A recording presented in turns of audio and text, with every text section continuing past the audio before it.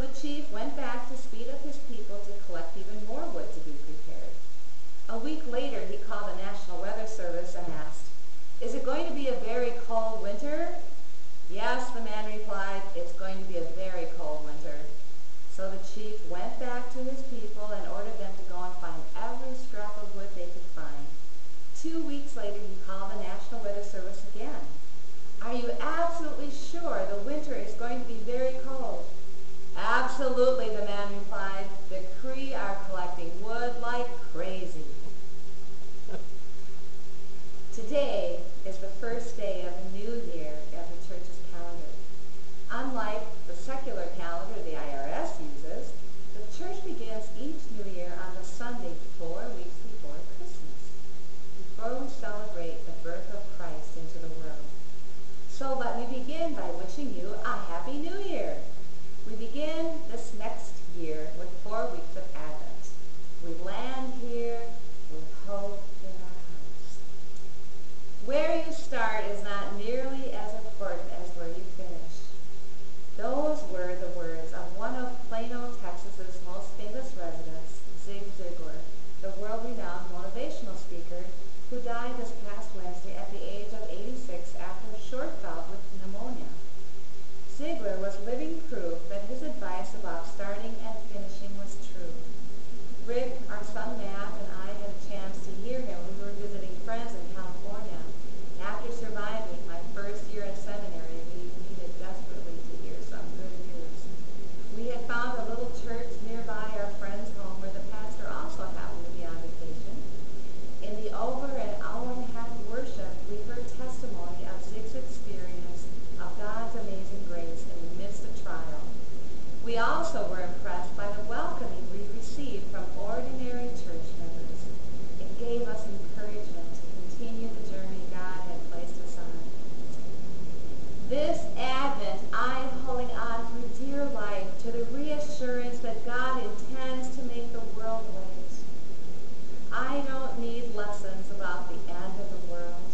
I need Jeremiah's promise to be fulfilled. I need all the Advent light I can find. And the good news is, God always fulfills God's promises. In Luke 21, Jesus is not foretelling some future, but emphasizing some of the forthcoming outcomes of the present work he has begun in Jerusalem. For instance, Bruce Molina points out that the old "heaven and earth will pass away" is a phrase that emphasizes Jesus' word of honor. Truly I say to you, not foretelling the future.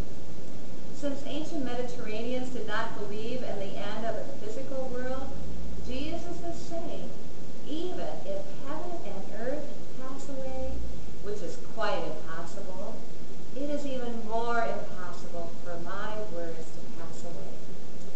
For Molina, this particular passage in Luke demonstrates, number one, Jesus' confidence in God, that God will honor or exalt him in the face of what will happen in Jerusalem. Those who trust in God and God's sending of Jesus will not be disappointed, for God is worthy of such trust. And number three, that while that generation did not see Jesus' coming again, we can live in Jesus' word of honor, because his words have not passed away, but dwell in us. In the power of the resurrection, God did exalt Jesus as the Messiah, vindicating that trust Jesus had, as well as the faith and trust you and I are called to have. Charles Dickens operated under such faith and trust when on December 1st in 1860, the first installment of Great Expectations was published. Dickens was under financial strain at the time. He had recently purchased a giant mansion called Gad's Hill Place, which he had first admired when he was 5 years old. Unfortunately, the cost of the house and its upkeep was quite a burden on his bank account. He had also recently separated from his wife and was forced to support her separate living expenses. Several of his sons were starting out on their own, and generous allowances. On top of it all, he had recently founded his own magazine called All the Year Round, and sales of the magazine were dropping. So in order to improve his financial outlook, he decided to start publishing a new novel. Critics consider it one of his most autobiographical books because it tells the story of a boy who is destined to become a blacksmith. But because of a chance meeting with a fugitive prisoner, he winds up becoming an aristocratic gentleman. Each installment of Great Expectations sold more than 100,000 copies, more copies than each issue of the London Times, a newspaper at that time. Today, it is among the most popular of Dickens' novels. It was the best of times, it was the worst of times. Remember that phrasing. I think it echoes to us how different life is because of Christ's love for us. Out of the least expected, which is our human thoughts, great things come. Where you start is not nearly as important as where you finish. Hope is the driving force. Have you ever hoped for something to happen? I hope this works. I hope he arrives soon. I hope you bring some candy with him. Hope is wanting something with all your heart. Will hope bring you something if you don't work for it also?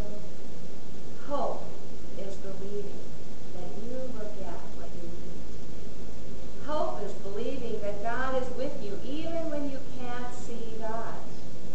In the season of Advent, we hope for the love of Jesus to come into everyone's hearts so that we can all live in hopefulness. The hopefulness that makes us happy because we know we are never alone with Jesus with us. A foul stable with filthy animals, a pregnant and homeless teenager, our wild world. It's in God's own homelessness, says G.K. Chesterton, that we discover our own sense of home. And so, following the words of Luke, we too stay alert, keep watch.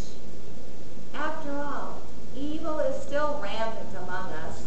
Senseless ways, limitless greed, manipulated prejudice continue to take their toll on human pain and grief. This coming of Jesus again is something to look forward to. And the celebration of the birth of Jesus as the close of Advent strengthens our faith in that what happened in the past forms